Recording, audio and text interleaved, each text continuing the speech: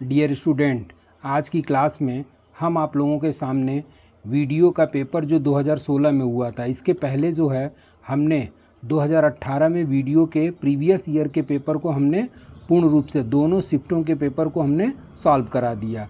और इसके पहले 2018 के पहले आपका 2016 में भी वीडियो का पेपर हुआ था। और उसी 21 फरवरी 2016 को जो वीडियो का पेपर हुआ उसमें थोड़ा सा देखने में चेंजिंग लगता है। जैसे कि 2018 वाले पेपर में 50 क्वेश्चन आपका जीएस था, उसके बाद से 25-25 क्वेश्चन हिंदी और रीजनिंग का था। जबकि 2016 में आपका जो पेपर हुआ था इसमें आपका 40 क्वेश्चन जीके था और उसके बाद से आपका 40 क्वेश्चन जीके था और 40 क्वेश्चन आपका हिंदी का था और 20 क्वेश्चन आपके रीजनिंग के क्वेश्चन थे। तो इस वाले 2016 के पेपर में जो कि आपका कुल कितने क्वेश्चन हैं, तो 2016 वाले पेपर में जीएस पार्ट के 40 क्वेश्चन दिए हुए हैं। तो अब हम लोग क्वेश्चन शुरू करते हैं। और ये क्वेश्चन पहला है कि 1 एकड़ में कितने वर्ग गज होते हैं। तो इसका आंसर हो जाएगा 48-40। इसका आंसर हो जाएगा 48-40 वर्ग गज, मतलब 4840 वर्ग गज जो होता है वो 1 एकड़ में होता है। अगला क्वेश्चन आता है कि रिज़र्व बैंक ऑफ इंडिया की स्थापना किस वर्ष हुई थी। तो रिज़र्व बैंक ऑफ इंडिया की स्थापना 1935 में हुई थी। और उसी समय इसके पहले आपका reserve bank of India act 1934 पारित हुआ था। और उसी रिज़र्व बैंक ऑफ एक्ट के अंतर्गत आपका 1 अप्रैल 1935 को रिज़र्व बैंक ऑफ इंडिया की स्थापना की गई थी। और इसी रिज़र्व बैंक ऑफ इंडिया को आपका राष्ट्रीयकरण कब किया गया, तो इसका राष्ट्रीयकरण किया गया 1 जनवरी 1949 को, 1 जनवरी 1949 को। और इस पर भी आपका क्वेश्चन आता है कि आरबीआई का राष्ट्रीयकरण कब किया गया। तो 1 जनवरी 1949 को इसका राष्ट्रीयकरण किया गया था। और जबकि 1934 अधिनियम के अंतर्गत 1935 में आरबीआई की स्थापना की गई थी।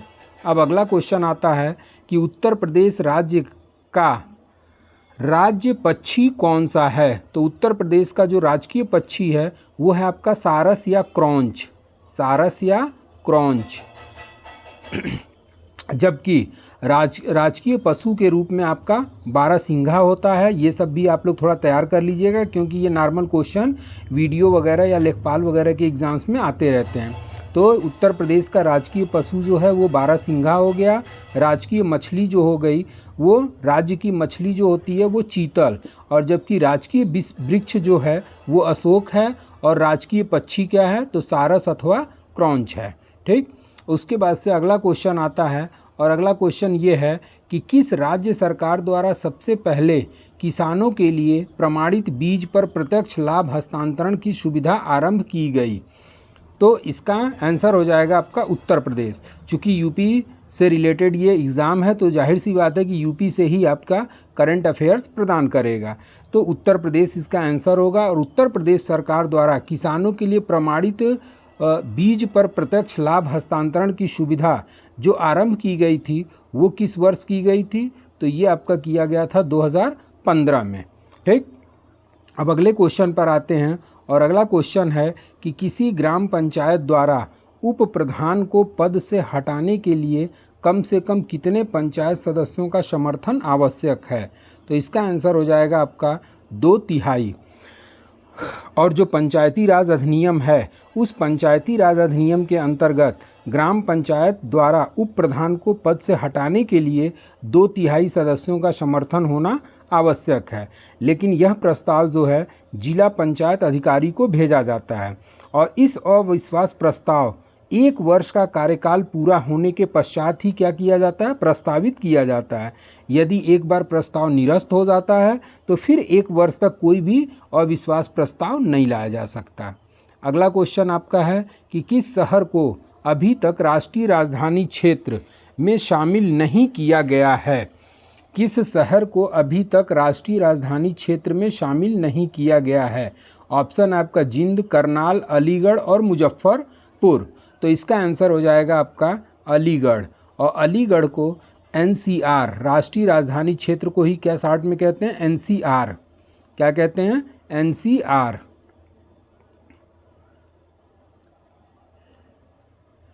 एनसीआर, और इसी एनसीआर में राष्ट्रीय राजधानी क्षेत्र में अलीगढ़ को शामिल नहीं किया गया है। और ये जो एनसीआर होता है इसका फुल फॉर्म होता है नेशनल कैपिटल रीजन, और इस एनसीआर में अलीगढ़ को शामिल नहीं किया गया। अब एनसीआर में जो शामिल ज़िले हैं उत्तर प्रदेश के, वो उत्तर प्रदेश के कुल एनसीआर में शामिल ज़िलों की वर्तमान संख्या कितनी है? 8 है। और इस 8 में उत्तर प्रदेश के गाज़ियाबाद, गौतम बुद्ध नगर, बुलंदशहर, मेरठ, बागपत, हापुड़, मुजफ्फरनगर तथा शामली को शामिल किया गया है। और अलीगढ़ जो है ऑलरेडी एक क्या है? मंडल है, और इसी अलीगढ़ मंडल को उत्तर प्रदेश का भी 18वां मंडल के रूप में घोषित किया गया।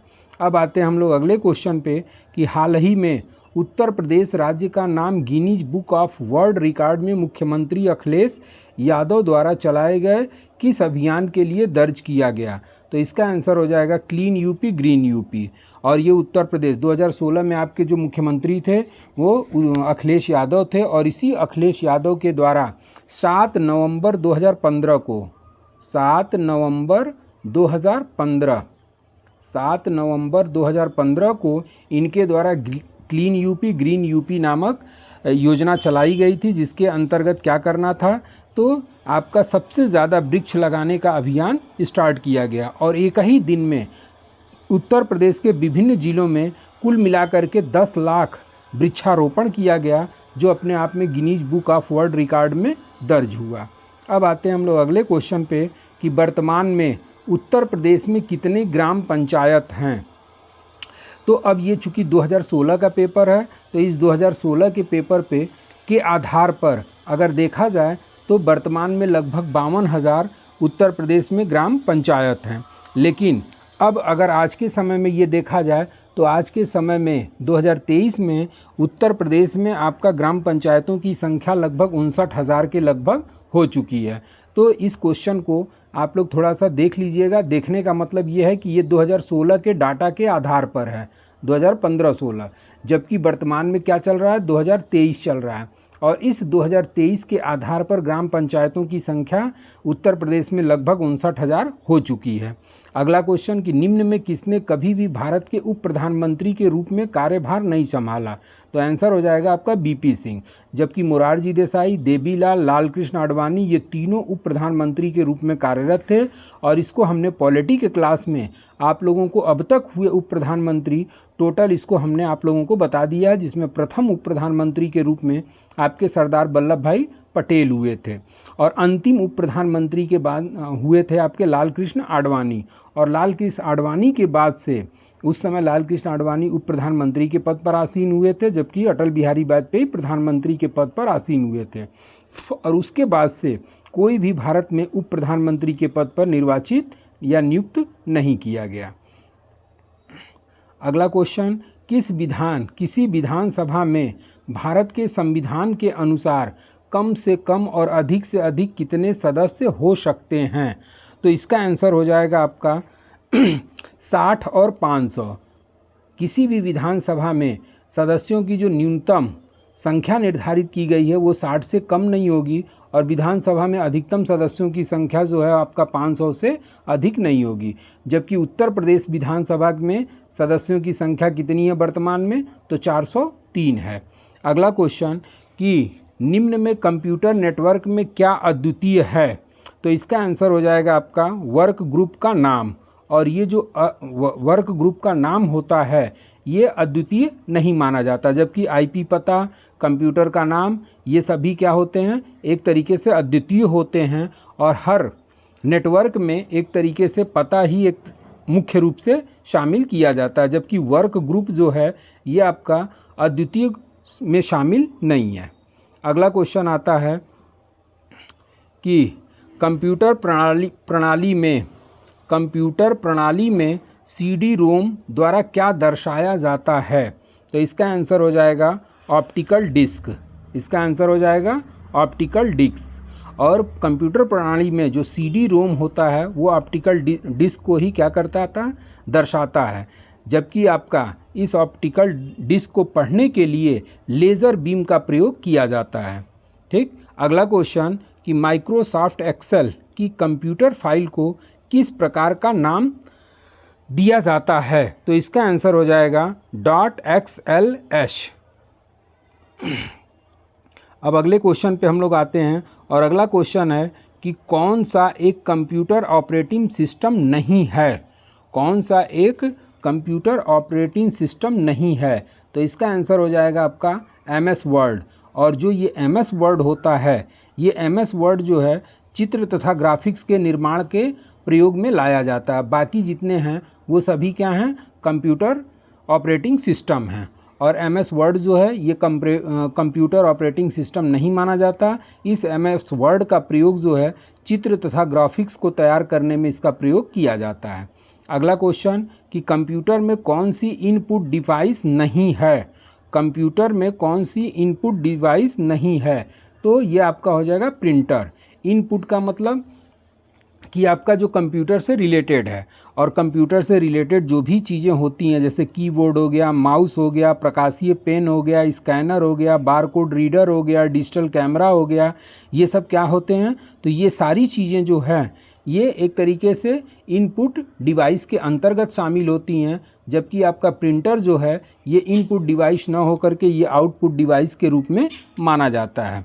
और इसी आउटपुट डिवाइस में आपका मॉनिटर हो गया, प्रिंटर हो गया, उसके बाद से आपका प्लाटर हो गया, स्पीकर हो गया, कार्ड रीडर हो गया, ये सारी चीज़ें कंप्यूटर की आउटपुट डिवाइस होती हैं।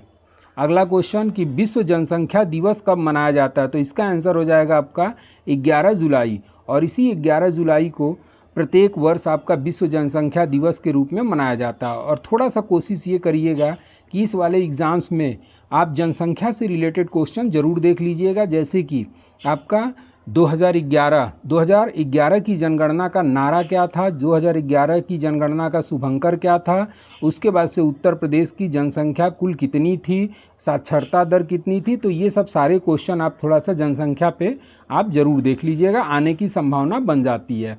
अगला क्वेश्चन कि निमोनिया रोग शरीर के किस अंग को प्रभावित करता है। तो आंसर हो जाएगा आपका फेफड़ा। और ये निमोनिया जो है फेफड़े या लंग्स को विशेष तौर पर प्रभावित करता है, जो श्वसन से संबंधित एक बीमारी होती है। अगला क्वेश्चन कि निम्न में सर्वाधिक सीमाओं वाला देश कौन सा है। तो इसका आंसर हो जाएगा आपका चीन। और ये जो चीन जो है ये सबसे ज़्यादा कितने देशों की सीमाओं को स्पर्श करता है। तो 14 देशों की सीमाओं को स्पर्श करता है।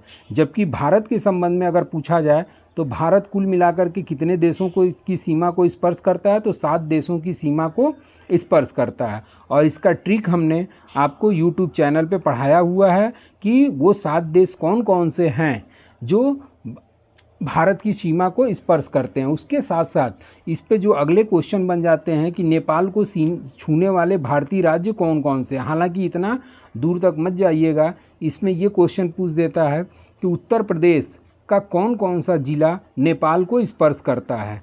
तो इस तरीके से जो यूपी के ज़िले हैं जो इंटरनेशनल सीमा को स्पर्श करते हैं। हालांकि उत्तर प्रदेश जो है केवल एक इंटरनेशनल सीमा को स्पर्श करता है और वो है आपका नेपाल। और ये नेपाल जो है ये उत्तर प्रदेश के किन किन ज़िलों को स्पर्श करता है ये ज़रूर देख लीजिएगा। अगला क्वेश्चन कि मानव रक्त में प्लाज्मा की लगभग कितनी मात्रा होती है। तो आंसर हो जाएगा 55 से 60% तक। और ये 55 से 60% तक रक्त में मानव की प्लाज्मा की मात्रा होती है। जबकि आपका 45 से 40% तक रुधिर कणिकाएँ होती हैं। 45 से 40% तक क्या होता है आपका रुधिर कणिकाएँ होती हैं। और प्लाज्मा में जो 90% भाग होता है वो जल होता है और शेष 10% जो होता है वो प्रोटीन तथा कार्बनिक एवं अकार्बनिक पदार्थ के रूप में शामिल होते हैं। अगला क्वेश्चन आता है कि पंडित शिव कुमार शर्मा का संबंध संगीत के किस वाद्य से है। तो इसका आंसर हो जाएगा आपका संतूर। और पंडित शिव कुमार शर्मा जो हैं वो संतूर वाद्य यंत्र से अपना संबंध रखते हैं या संतूर बजाते हैं। इसके अलावा और भी क्वेश्चन आपके परीक्षाओं में इस तरीके का आता है, जैसे कि बिस्मिल्लाह खां का संबंध किससे है। तो बिस्मिल्लाह खां का संबंध जो है आपका शहनाई वादन से है। जाकिर हुसैन किशन जी महाराज का संबंध किससे है। तो ये तबला वादन से है। तो इस तरीके के क्वेश्चन भी आपके परीक्षाओं में पूछता है, जो कि स्टैटिक जीके का पार्ट माना जाता है। अगला क्वेश्चन कि भारत का सर्वोच्च नागरिक सम्मान कौन सा है? तो भारत का सर्वोच्च नागरिक सम्मान जो है वो भारत रत्न है और इसकी शुरुआत 1954 में हुई थी और जो 26 जनवरी को प्रत्येक वर्ष भारत के राष्ट्रपति द्वारा प्रदान किया जाता है। अब आते हैं हम लोग अगले क्वेश्चन पे और अगला क्वेश्चन है कि भारत में राष्ट्रपति अपना कार्यकाल पूरा होने के पहले अपना त्यागपत्र किसको सौंपता है? तो इसका आंसर हो जाएगा आपका उप राष्ट्रपति। और भारत का राष्ट्रपति जो है का कार्यकाल जो होता है वो 5 वर्ष का होता है और 5 वर्ष के पहले वह अपना त्यागपत्र चाहे तो उपराष्ट्रपति को सौंप सकता है और इस 5 वर्ष से पहले इसे पद से हटाया भी जा सकता है, जिसे महाभियोग प्रस्ताव के नाम से जाना जाता है। अब आते हैं हम लोग अगले क्वेश्चन पे कि वर्तमान में उत्तर प्रदेश राज्य के पंचायती राज्य मंत्री कौन हैं? ठीक, तो ये भी क्वेश्चन आपका एक तरीके से 2015-16 के आधार पर पूछा गया है कि 2015-16 में उत्तर प्रदेश का पंचायती राज मंत्री कौन था। तो उत्तर प्रदेश के जो पंचायती राज मंत्री 2015-16 में थे वो आपके श्री कैलाश यादव थे, लेकिन जब पेपर हुआ तो कैलाश यादव की भी अकस्मात क्या हो गई थी? मृत्यु हो गई थी। इनकी फरवरी 2016 में मृत्यु हो गई थी। अगर वर्तमान में अगर पूछेगा कि वर्तमान में उत्तर प्रदेश का पंचायती राज मंत्री कौन है, तो वर्तमान में उत्तर प्रदेश के पंचायती राज मंत्री जो हैं वो आपके भूपेंद्र सिंह चौधरी हैं, भूपेंद्र सिंह चौधरी। और इनका जो कार्यभार ग्रहण किया गया था वो आपका 2022 में इनके द्वारा कार्यभार ग्रहण किया गया है। तो ये कैलाश यादव 2015-16 के आधार पर है, जबकि 2022 में पंचायती राज मंत्री के रूप में भूपेंद्र सिंह चौहान को चुना गया है। अब आते हैं हम लोग अगले क्वेश्चन पे और अगला क्वेश्चन है कि स्वतंत्र भारत में उत्तर प्रदेश के प्रथम विधानसभा अध्यक्ष कौन थे? तो आंसर हो जाएगा आपका पुरुषोत्तम दास टंडन। और ये पुरुषोत्तम दास टंडन जो थे उत्तर प्रदेश के विधानसभा के प्रथम अध्यक्ष के रूप में चुने गए, जिनका कार्यकाल 1947 से लेकर के 1950 तक था। अगला क्वेश्चन है कि निम्न में किसने भारत के 43वें मुख्य न्यायाधीश के रूप में शपथ ग्रहण किया? तो ये भी आपका 2015 बेस पर आधारित क्वेश्चन पूछा है। 2015 में 43वें मुख्य न्यायाधीश के रूप में आपके टी.एस. ठाकुर को नियुक्त किया गया था, जबकि वर्तमान में अगर पूछेगा तो वर्तमान में आपका धनंजय वाई चंद्रचूड़ हैं। वर्तमान में सर्वोच्च न्यायालय के मुख्य न्यायाधीश कौन हैं? Dhananjaya Y Chandrachud, Dhananjaya Y Chandrachud. ठीक, इसको ध्यान रखिएगा। ठीक, और ये जो क्वेश्चन पूछा है ये 2015-16 के आधार पर पूछा है और 3 दिसंबर 2015 को ही टी.एस. ठाकुर को 43वें मुख्य न्यायाधीश के रूप में नियुक्त किया गया था। अगला क्वेश्चन है कि भारत का दक्षिणी छोर कौन सा है? तो इसका आंसर हो जाएगा आपका इंदिरा पॉइंट। और ये इंदिरा पॉइंट जो है भारत का सबसे दक्षिणी छोर माना जाता है, जो कि अंडमान निकोबार द्वीप समूह में स्थित है। जबकि इंदिरा कॉल जो है वो आपका कौन सा होता है? तो इंदिरा कॉल जो है वो आपका भारत का उत्तरी छोर के रूप में जाना जाता है, जबकि पूर्वी छोर जो है अरुणाचल प्रदेश में स्थित है, जिसे किबीथू के नाम से जाना जाता है। और जबकि आपका पश्चिमी छोर जो है वो गुजरात में स्थित है, जिसे गौर मोता के नाम से जाना जाता है या गुहार मोता के नाम से, मोती यहाँ लिखा हुआ है, उसके नाम से जाना जाता है। अगला क्वेश्चन कि जहांगीर का शासनकाल क्या था? तो आंसर हो जाएगा 1605 से 1627। और ये जो जहांगीर था, ये जहांगीर किसका पुत्र था? तो अकबर का पुत्र था। और अकबर का जो शासन है वो अकबर का शासनकाल आपका 1556 से लेकर के 1605 है। और उसी 1556 से 1605 तक अकबर शासन किया और जब इसकी मृत्यु हुई तो 1605 ईस्वी में इसका पुत्र जहांगीर गद्दी पर बैठा और इस जहांगीर का मूल नाम सलीम के रूप में जाना जाता है। अगला क्वेश्चन कि आधुनिक हिंदी साहित्य का पिता किसे माना जाता है? तो आधुनिक हिंदी साहित्य का पिता जो है वो आपका भारतेंदु हरिश्चंद्र को जाना जाता है। और ये जो भारतेंदु शब्द है ये इनकी उपाधि है, जबकि इनका मूल नाम क्या था? हरिश्चंद्र था। ठीक, और भारतेंदु क्या थी? इनकी एक उपाधि थी। और ये जो हिंदी का विभाजन, हिंदी साहित्य का जो विभाजन किया गया था वो सर्वप्रथम किसके द्वारा किया गया था? तो हिंदी साहित्य का विभाजन जो है वो सर्वप्रथम ग्रियर्सन के द्वारा किया गया था। इसको भी थोड़ा सा ध्यान रखिएगा। अगला क्वेश्चन आता है कि स्वतंत्र भारत के प्रथम भारतीय व अंतिम गवर्नर जनरल कौन थे? तो स्वतंत्र भारत के प्रथम भारतीय व अंतिम गवर्नर जनरल कौन था? तो चक्रवर्ती राजगोपालाचारी। और ये स्वतंत्र भारत के प्रथम और अंतिम भारतीय गवर्नर जनरल बने। और इसी के बाद से आपका गवर्नर जनरल का पद को क्या कर दिया गया? समाप्त कर दिया गया, क्योंकि संविधान सभा की आपका अंतिम बैठक 24 जनवरी 1950 को हुई थी। और इसी दिन गवर्नर जनरल के पद को समाप्त करके राष्ट्रपति पद का उदय किया गया था। और भारत के प्रथम राष्ट्रपति बने थे आपके डॉक्टर राजेंद्र प्रसाद। अब इसमें एक क्वेश्चन ये भी पूछता है कि स्वतंत्र भारत का प्रथम गवर्नर जनरल कौन हुआ? तो स्वतंत्र भारत का अगर प्रथम गवर्नर जनरल पूछेगा तो उस कंडीशन में आंसर क्या हो जाएगा? Lord Mountbatten. तो इस दोनों क्वेश्चन को आप लोग ध्यान रखिएगा। हालांकि इस पर और भी क्वेश्चन बनते हैं, जैसे कि बंगाल का प्रथम गवर्नर, बंगाल का अंतिम गवर्नर, बंगाल का प्रथम गवर्नर जनरल, भारत का प्रथम गवर्नर जनरल, भारत का प्रथम वायसराय, स्वतंत्र भारत का प्रथम गवर्नर जनरल, स्वतंत्र भारत का प्रथम और अंतिम भारतीय गवर्नर जनरल। तो ये 5 क्वेश्चन में से एक आध क्वेश्चन आपके एग्जाम्स में ज़रूर आ जाता है, इसको भी देख लीजिएगा। हालांकि इसका वीडियो हमने डाल करके आप लोगों को क्लियर कट इसको बता दिया कि किस किस अधिनियम के अंतर्गत इन लोगों की नामों में परिवर्तन किया गया था। अब आते हैं अगले क्वेश्चन पे कि लोहे की एक छोटी गोली, ये लास्ट क्वेश्चन है क्योंकि 40 से 41 से शुरू हुआ था और आपका 70 पे ख़त्म हो रहा है। तो लोहे की एक छोटी गोली पानी में डूब जाती है जबकि जहाज जलयान में तैरता रहता है। इस सिद्धांत में किस वैज्ञानिक के सिद्धांत पर आधारित है? तो आंसर हो जाएगा आपका आर्किमिडीज का सिद्धांत। और ये जो आर्किमिडीज का सिद्धांत है, इसी आर्किमिडीज के द्वारा यह सिद्धांत प्रतिपादन किया कि लोहे की एक छोटी गोली पानी में डूब जाती है जबकि जलयान पानी में तैरता रहता है।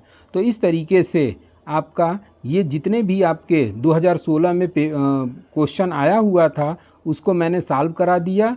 तो आप लोग इसको भी एक आधार के रूप में क्या कर सकते हैं, ले सकते हैं। इसके बाद से 2016 के पेपर में एक शिफ्ट में और पेपर हुआ था, उसको भी मैं जल्द ही आप लोगों के सामने प्रोवाइड कराऊंगा। तो आज के लिए बस इतना ही। Thank you so much.